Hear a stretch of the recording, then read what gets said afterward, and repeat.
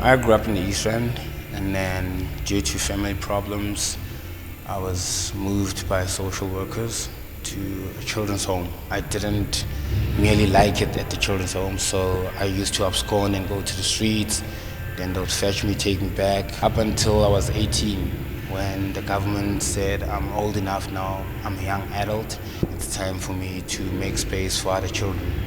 So I was literally moving out of the shelter back to my family home, but then things didn't work out again there, so I came back to Joburg.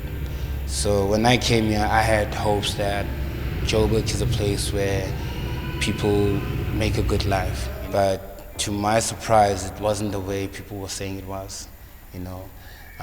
Because I've been through a lot of things here in Joburg, you know. I've been through a whole lot, some things that I can't even say, you know, because I've been traumatized by things that happened in the past.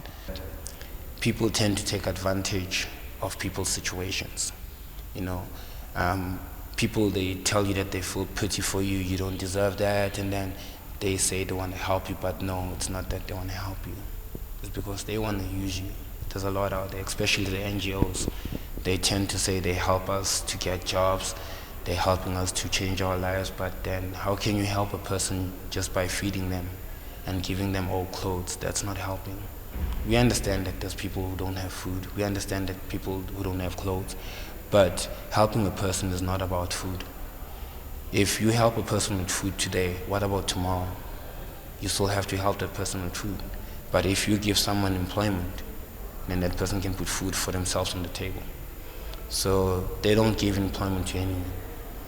There's a lot of skilled people on the streets, but they don't get employment.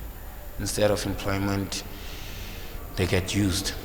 Used to take coke and then heroin. For me, it helps me forget about my problems, you understand? But then I realized that I was actually fooling myself, you understand? There's nothing about helping me forget about my problems, because if I do take that fix now, I'll forget for now. But after the fix, it's back to square one. COVID-19, it's a bad thing that's happening outside. The virus is killing a lot of people.